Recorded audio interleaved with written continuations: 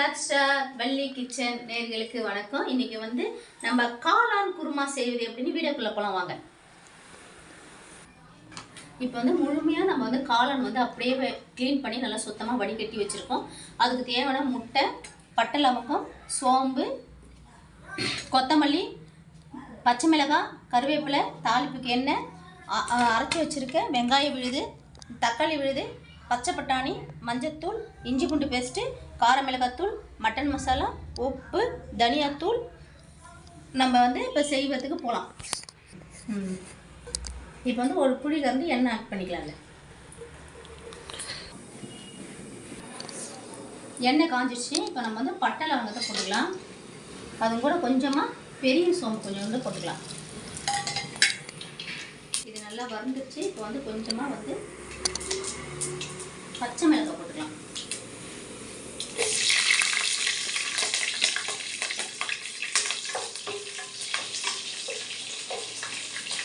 இஞ்சி பூண்டு பேஸ்ட்டு ஒரு ஸ்பூன் போட்டுக்கலாம்.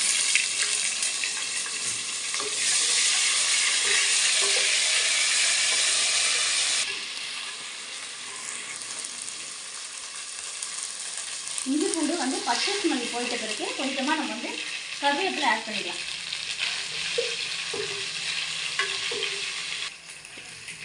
இப்போ கொஞ்சமாக மஞ்சத்தூள் போட்டுக்கலாம்.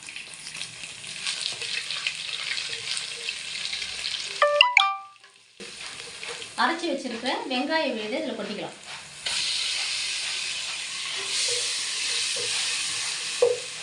இது ரொம்ப வந்து மழை அரைக்கக்கூடாது. கொஞ்சம் நொரன்னு வெங்காயத்தை அரைச்சிக்கங்க. இந்த பச்சை ஸ்மெல் போகிற வரைக்கும் நல்லா இந்த வெங்காயத்தை நல்லா வதக்கி விட்டுருங்க. தக்காளி பேஸ்ட் வந்து இதில் போட்டு ஆட் பண்ணிக்கலாம். இது பச்சை ஸ்மெல் போகிற வரைக்கும் நல்லா வதக்கி விட்டுக்குங்க.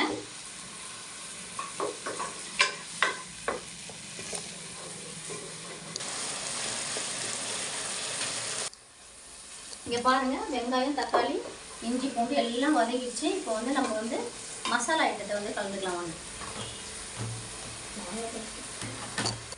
கார மிளகாய் தூள் வந்து 2 ஸ்பூன் ஆட் பண்ணிக்கலாம். தனியாத்தூள் வந்து 4 ஸ்பூன் ஆட் பண்ணிக்கலாம்.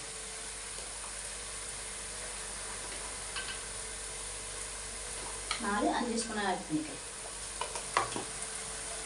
இதில் வந்து கரம் மசாலா வந்து 1 ஸ்பூன். நீங்கள் மட்டன் மசாலாவாக இருந்தாலும் பரவாயில்ல, கரம் மசாலா இருந்தாலும் பரவாயில்ல, எதாக இருந்தாலும் பரவாயில்ல. இப்போ வந்து இந்த கரம் மசாலா 1 ஸ்பூன் ஆட் பண்ணிக்கலாம்.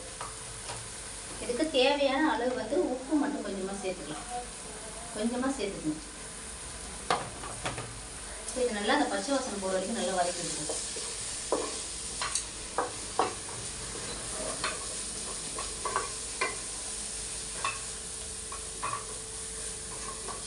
இந்த மசாலாலேருந்து கொஞ்சமாக தண்ணி ஊற்றிக்கலாம்.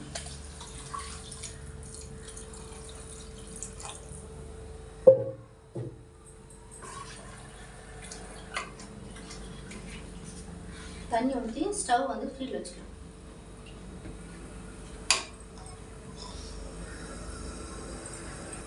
தண்ணி பார்த்தாது நம்ம வந்து இன்னும் கொஞ்சம் ஆட் பண்ணிக்கலாம் இந்த தண்ணி. இப்போ வந்து இதுக்கு வந்து ஒரு மசாலா ஒன்று ரெடி பண்ணிக்கிறேன். அதை மட்டும் காமிக்கிறேன் வாங்க. தேங்காய், கொஞ்சமாக பெரிய சோம்பு கொஞ்சமாக சும்மா கொஞ்சம் போட்டுக்குங்க. அதில் வந்து வறுத்த வேர்க்கடலை வந்து சும்மா அதை கையில் வந்து சும்மா அதை இவ்வளோ வேர்க்கடலை போட்டுக்கங்க. அவ்வளோதான்.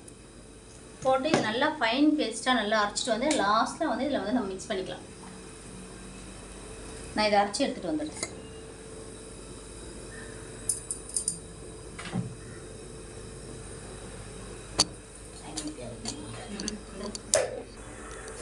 இப்போ பாருங்கள், நம்ம தண்ணியெல்லாம் ஊற்றிட்டாச்சு. இப்போ வந்து நம்ம வந்து இந்த மஷ்ரூம் வந்து இதில் போட்டுக்கலாம்.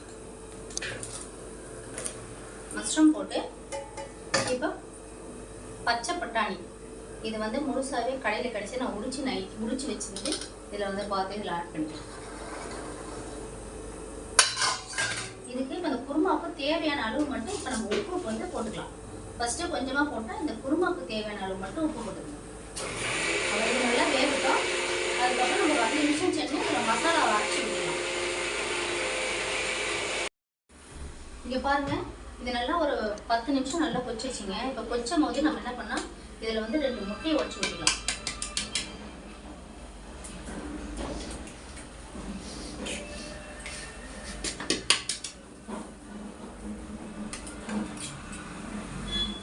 இதை நல்லா கிளறி விட்டுக்கலாம்.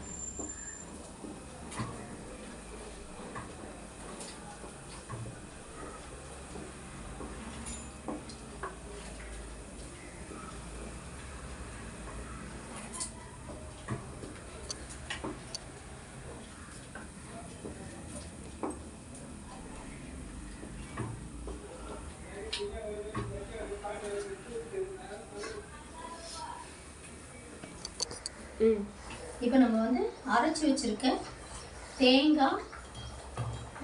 தேங்காய், சோம்பு, வறுத்த வேர்க்கடலை இதை வந்து இந்த பேஸ்ட் வந்து இதில் நம்ம வந்து ஆட் பண்ணிக்கலாம்.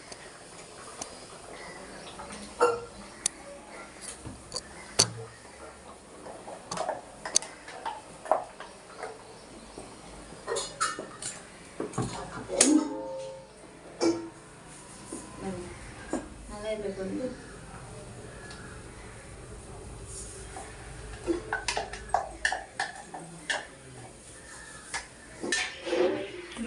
முட்டை, நம்ம தேங்காய் எல்லாத்தையும் ஊற்றிட்டு இப்போ வந்து சும்மா ஒரு 5 நிமிஷம் கூட தேவை, ஒரு 2 நிமிஷம் நல்லா கொதிக்கிட்டோம். கொதிச்ச பிறகு நம்ம அப்படியே இதில் கொத்தமல்லி தழை போட்டு நம்ம அப்படியே ஆஃப் பண்ணிடலாம்.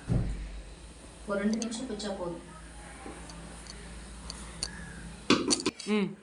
இப்போ பாருங்க, இது வந்து ரெடி ஆகிடுச்சு. இப்போ வந்து கொத்தமல்லி வந்து தூவி இறங்கிக்கலாம்.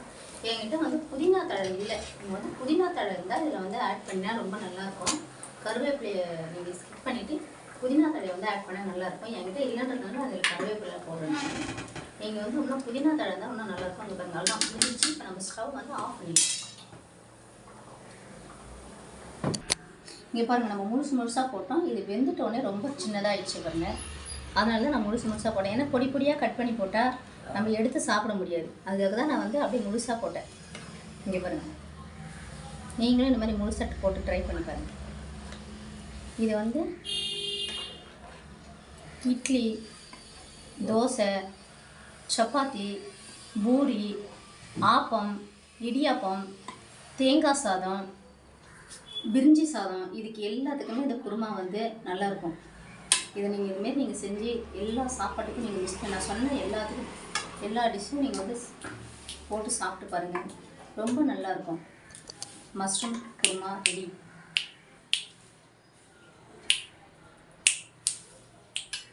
இது வந்து காளான் குருமா வந்து ரெடி. இதை வந்து நான் செஞ்ச முறையில் நீங்களும் சமைச்சு பாருங்கள். உங்களுக்கு பிடிச்சிருந்தா ஷேர் பண்ணுங்கள், லைக் பண்ணுங்கள், சப்ஸ்கிரைப் பண்ணுங்கள். Thank you, welcome.